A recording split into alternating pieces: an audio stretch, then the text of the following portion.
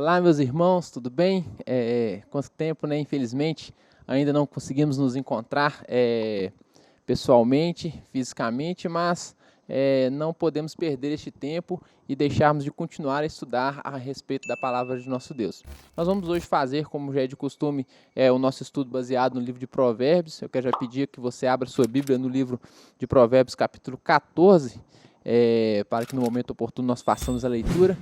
E antes disso eu quero deixar algumas rápidas comunicações aos irmãos. A primeira delas é que a partir do dia 3 de maio nós iremos iniciar as nossas escolas bíblicas virtuais. Então, você que gosta de participar das aulas da escola bíblica, eu já coloquei um aviso lá no nosso grupo de comunicações do aplicativo que você deve baixar, e qualquer dúvida que você tiver, você pode nos procurar, que nós estaremos ajudando você para que você participe das nossas escolas bíblicas a partir do dia 3 de maio. Tendo dito isso, vamos abrir as nossas Bíblias em Provérbios 14 e vamos ler e aprender um pouco mais a respeito da palavra do Senhor a partir deste texto. Provérbios 14 está registrado assim: A mulher sábia edifica sua casa, mas a insensata derruba com as próprias mãos. Quem anda na retidão teme o Senhor, mas quem anda em caminhos tortuosos, esse o despreza. Na boca do tolo está a vara, para sua própria soberba, mas os lábios dos sábios os protegerão. Quando não há bois, o celeiro fica limpo, ou vazio, dependendo da tradução. Mas pela força do boi, há abundância de colheitas. A testemunha verdadeira não mente, mas a testemunha falsa despeja mentiras. O zombador procura a sabedoria e não a encontra, mas o sábio adquire o conhecimento com facilidade. Fuja da presença do insensato, porque nele você não encontrará palavras de conhecimento. A sabedoria do prudente é entender o seu próprio caminho, mas a insensatez dos tolos é enganadora. Os insensatos zombam do pecado, mas entre os retos há boa vontade. O coração conhece a sua própria amargura, e da alegria que ele sente, os estranhos não poderão participar. A casa dos ímpios será destruída, mas a tenda dos retos florescerá. Há caminhos que ao ser humano parece direito, mas o fim dele é caminho de morte. Até no riso o coração pode ter dor, e o fim da alegria pode ser a tristeza. O infiel de coração sofre as consequências dos seus próprios caminhos, mas quem é de bem é recompensado pelo seu próprio proceder. O ingênuo dá crédito a tudo que se diz, mas o prudente reflete antes de dar um passo. O sábio é cauteloso e se desvia do mal, mas o tolo é afoito e se dá por seguro. Quem logo se irrita comete loucuras, e aquele que tem más intenções será odiado. Os ingênuos herdam a tolice, mas os prudentes se coroam de conhecimento. Os maus se inclinarão diante dos bons, e os ímpios farão súplicas junto às portas do justo. O pobre é odiado até pelo seu vizinho, mas o rico tem muitos amigos. Quem despreza o seu vizinho peca, mas o que se compadece dos pobres é feliz. Por acaso não se afastam do caminho os que planejam mal? Mas haverá amor e fidelidade para os que planejam o bem. Em todo trabalho há proveito, mas meras palavras, porém, levam à penúria. Para os sábios, a riqueza é coroa, mas a tolice dos insensatos não passa de tolice. A testemunha verdadeira salva vidas, mas quem profere mentiras é enganador. Quem teme ao Senhor tem forte amparo, e isso é refúgio para os seus filhos. O temor do Senhor é fonte de vida para evitar os laços da morte. Na multidão do povo está a glória do rei, mas na falta do povo está a ruína do príncipe. Quem tarda em irar-se é grande em entendimento, mas o que facilmente perde a calma faz um elogio à loucura. O ânimo sereno é a vida do corpo, mas a inveja é a podridão dos ossos. Quem oprime o pobre insulta aquele que o criou, mas o que se compadece do necessitado honra a Deus. O ímpio é derrubado pela sua maldade, mas o justo até na morte tem esperança. No coração do prudente repousa a sabedoria, mas o que há no interior dos tolos logo se manifesta. A justiça é a glória da nação, mas o pecado é a vergonha dos povos. O servo prudente recebe o favor do rei, mas o que causa a vergonha é objeto do seu furor. A resposta branda desvia o furor, mas a palavra dura suscita a ira. Bom, irmãos, a partir da leitura deste texto, nós podemos perceber algumas coisas bastante interessantes, como tem sido durante toda a nossa exposição aí de Provérbios. O primeiro destaque que eu quero fazer é que este texto ele tem uma pequena introdução do versículo 1 até o versículo 4, como já é de costume em cada capítulo, nós temos aí uma pequena introdução. Essa introdução, ela começa falando do incentivo à sabedoria, né, onde vai dizer que a mulher sábia edifica a sua casa, mas a insensata destrói com as próprias mãos. Então, nós temos aí um incentivo à sabedoria, as vantagens, né, os benefícios da sabedoria, que também está relacionado com o versículo 3 também. E outra coisa que nós percebemos nesse versículo 2, que vai ser tratado no capítulo 14, é que a sabedoria ela não exclui Deus. A sabedoria ela somente pode ser adquirida através do temor ao Senhor, que é o que nós já aprendemos desde o início do nosso estudo em Provérbios. E no versículo 4, nós percebemos algo que nós vamos estudar também durante este capítulo, que é algo relacionado à justiça. A justiça social, a questão de como nós lidamos com a riqueza, como nós lidamos com a pobreza no nosso viver diário. Na verdade, se nós observarmos também neste capítulo 14 de Provérbios, nós percebemos alguns assuntos que são tratados.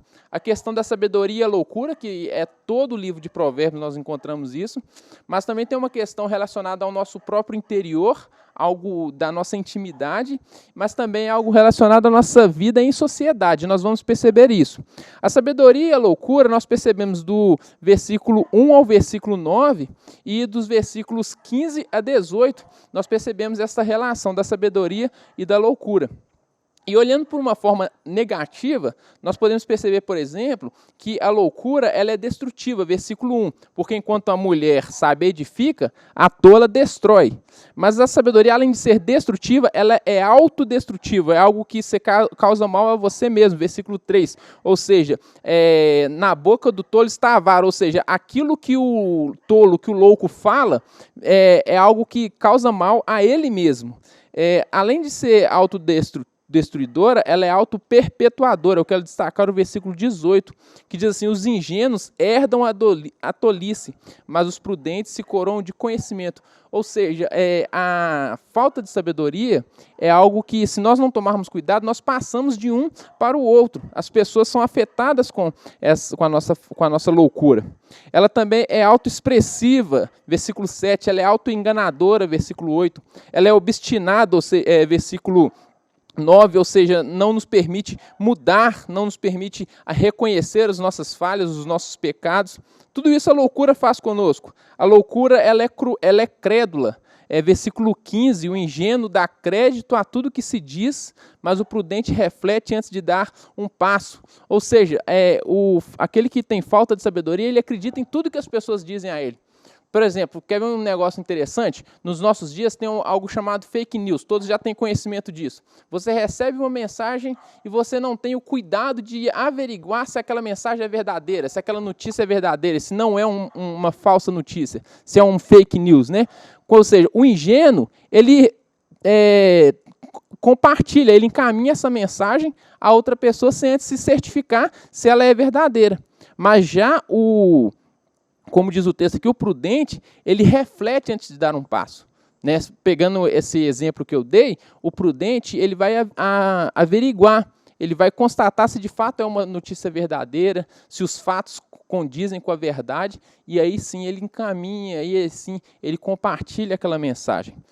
A loucura também, ela é impopular, a loucura ela tem pavio curto, versículo 29 do texto que nós lemos, olha só, o que fala: quem tarda em irar-se é de grande entendimento, é sábio, mas o que facilmente perde a calma faz um elogio à loucura. Ou seja, a falta de sabedoria, o louco, ele tem pavio curto, ele se irrita facilmente, usando uma linguagem bem popular, ele apela fácil.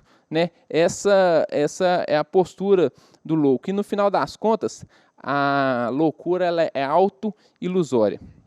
Outro assunto que o texto trata, como eu disse, diz respeito ao nosso interior, a nossa intimidade, né? E aí vai tratar muito a respeito do coração. Nós aprendemos que o coração na cultura hebraica é a fonte não só do sentimento, mas é a fonte principalmente da razão, é a fonte da sabedoria. Na verdade, os sentimentos estão ligados mais às entranhas, né? Agora já a sabedoria, a razão, a tomada de decisão, ela parte do coração. Então o nosso coração ele precisa ser cuidado, ele precisa ser guardado. E é interessante que no versículo 12 é um versículo muito conhecido que fala: há caminhos que ao ser humano parece direito, mas o seu fim é de morte. Ou seja, no nosso interior, nós às vezes acreditamos que uma decisão que nós tomamos ela é boa, mas quando nós observamos, nos leva à perdição. Versículo 13 tem um ensinamento bastante interessante que fala assim: até no riso o coração pode ter dor, e o fim da alegria pode ser a tristeza. Sabe quantas pessoas que nós olhamos para elas, estão sempre sorrindo, estão sempre alegres, mas no seu interior elas estão machucadas, estão feridas. É isso que o texto está nos falando. No nosso interior, às vezes nós escondemos coisas, nós guardamos coisas que não podemos ou que não conseguimos falar para ninguém, coisas que nós sofremos sozinhos. E o texto está falando que tudo isso faz parte da nossa vida e nós precisamos, com sabedoria, aprender a tratar dessas coisas. Nós precisamos aprender a lidar com essas coisas. O versículo, e então tem a questão da vida em sociedade. Essa é a principal parte que eu quero conversar com vocês através deste estudo. Do 14 ao 19 até o versículo 1 do capítulo 15. Então, na nossa leitura, nós vamos ler até o 15:1. Tá? É importante destacar isso. Ou nós lemos, né? É por isso que na nossa leitura nós lemos até o capítulo 15, versículo 1, porque este assunto termina nessa parte. E aí é interessante porque o texto ele fala de rei, príncipes, nações, povos, vizinho, amigos, ou seja, pessoas que diz respeito à nossa vida e em sociedade. Né? E nessa ocorrência, né, nos textos, nos versículos que aparecem essas palavras, nós percebemos que neste contexto comunitário, algo que aparece é a questão da prosperidade. Versículos 23 e 24, por exemplo, do texto que nós lemos, fala assim: em todo trabalho há proveito, meras palavras, porém, levam à penúria. Para os sábios a riqueza é coroa, mas a tolice dos insensatos não passa de tolice. Ou seja, é aquilo que nós falamos nós já temos falado há algum tempo. O livro de Provérbios, ele valoriza a riqueza adquirida com o trabalho diligente. Né? A riqueza ela não é proibida e nem é, como eu posso dizer, menosprezado no livro de Provérbios. Ao contrário, ela é valorizada. Mas qual tipo de riqueza? A riqueza adquirida com o trabalho diligente, com o trabalho honesto. Porém, como nós vamos perceber lá em Colossenses também, quando Paulo escreve aos Colossenses, a riqueza adquirida não é para para a nossa satisfação egoísta, não é para que nós acumulemos riqueza. Não é para isso. A maneira que nós devemos usar a prosperidade que nós adquirimos, essa prosperidade que vem até nós por meio do trabalho diligente, mas que é algo abençoado por Deus, a forma de nós usarmos essa riqueza é para o bem do próximo, versículo 21 do texto que nós lemos. Quem despreza o seu vizinho, peca, mas o que se compadece dos pobres é feliz. Então, a forma é bom trabalhar, é bom adquirir riqueza, Deus abençoa aquele que trabalha diligentemente, né? Mas aquilo que você adquire através do seu trabalho, você deve se preocupar em ajudar o próximo. É isso que o texto nos está falando. E por que nós devemos fazer isso? Porque isso honra a Deus, versículo 31. Quem oprime o pobre, insulta aquele que o criou, mas o que se compadece do necessitado honra a Deus. É interessante porque quando nós estudamos o Antigo Testamento com bastante calma, nós percebemos que Deus ele tem um cuidado especial com o pobre. Deus tem um cuidado especial com o necessitado. Por que isso? Porque os pobres são melhores que os ricos? Não, não é essa a questão. A questão é que tanto o pobre quanto o necessitado são importantes tanto o pobre quanto o rico são importantes para Deus. São seres humanos criados à imagem e semelhança de Deus. Porém, o rico ele tem mais possibilidades. Ele tem maiores formas de alcançar o suprimento das suas necessidades. Já o pobre não. O pobre ele precisa de alguém que o auxilie. Então, por isso que Deus tem esse cuidado especial com o pobre, por isso que Deus tem esse cuidado especial com o necessitado. Não porque ele é melhor, não porque a pobreza é uma virtude, não é isso. Nós vemos algumas teologias dizendo isso em nossos dias. Não é isso que a Bíblia está dizendo. A pobreza não é virtude. Porém, Deus tem um cuidado especial com o pobre por causa da sua necessidade. Porque Deus se compadece daquele que tem necessidade. Então, quando nós cuidamos do pobre, quando nós ajudamos o necessitado, nós honramos a Deus. Porque nós estamos fazendo exatamente aquilo que Deus faz. Nós estamos agindo conforme o próprio Deus age. E também nós precisamos fazer isso para aprendermos a confiar em Deus. Versículos 26 e 27, olha só. Quem teme ao Senhor tem forte amparo, e isso é refúgio para os seus filhos. O temor do Senhor é fonte de vida para evitar os laços da morte. Nós precisamos fazer isso, nós precisamos agir dessa forma, agir conforme Deus age. Isso é temer a Deus. Temer a Deus é ser conduzido pela vontade de Deus. Isso é temor a Deus. Temer a Deus é se render a Ele. Não é apenas uma pequena reverência. Eu não posso chamar Deus de você porque isso é falta de reverência, eu tenho que temer a Deus. Não é isso. Temer a Deus é você perceber a presença dEle na sua vida de tal forma que você se rende à vontade dEle. E é quando você se rende à vontade dEle, você começa a agir conforme Ele espera que você venha a agir. Ou seja, algo que replique, algo que reproduza o próprio caráter de Deus. Então, se Deus é um Deus que cuida do necessitado, se Deus é um Deus generoso, nós também precisamos ser generosos. Não foi assim que Deus fez conosco? Lá em Coríntios, por exemplo, lá no capítulo 9, capítulo 8, por exemplo, Paulo vai dizer, segundo os Coríntios capítulo 8, Paulo vai dizer que a gente deve considerar Jesus que, sendo rico, se fez pobre em nosso favor. Entende? Então a generosidade é algo do caráter de Deus. E quando nós aprendemos a ser generosos, nós estamos reproduzindo algo do caráter de Deus. Ou seja, nós estamos temendo a Deus. E quem teme a Deus, conforme o texto que nós lemos, tem forte amparo. Que amparo é esse? O amparo do próprio Senhor, o nosso Deus. E por fim, um ensinamento bastante interessante neste texto, versículo 28 do texto que nós lemos, eu termino com essa reflexão. Na multidão do povo está a glória do rei, mas na falta de povo está a ruína do príncipe. Ou seja, nós percebemos por meio deste texto que os líderes, ou o líder, ele é apenas tão importante quanto o povo. O líder é apenas tão importante quanto o povo. Ou seja, o líder ele não ocupa um grau de importância maior do que o povo. Isso vale em todas as instâncias. Onde há um grupo de pessoas e há liderança, o líder ele não pode ser considerado mais importante que as pessoas que ele lidera. Porque sem liderados, sem povo, não existe líder. Sem nação não existe rei. Sem nação não existe presidente. Sem igreja não existe pastor. Entende? É essa a ideia. Então, nenhum líder da sociedade ele é mais importante do que as pessoas a quem ele lidera. Ao contrário, são ambos tão importantes quanto uns aos outros. Isso é muito importante porque no tempo em que nós vivemos, o papel ou a posição de liderança confere glamour às pessoas. Mas não é isso que o texto está falando, que a Bíblia nos ensina. Ao contrário, líder é aquele que serve ao povo, é aquele que está a serviço do povo. Então ele não tem que ser tratado com superioridade, ao contrário, ele tem que ser tratado com igualdade, como alguém que está ali a serviço daqueles a quem ele lidera.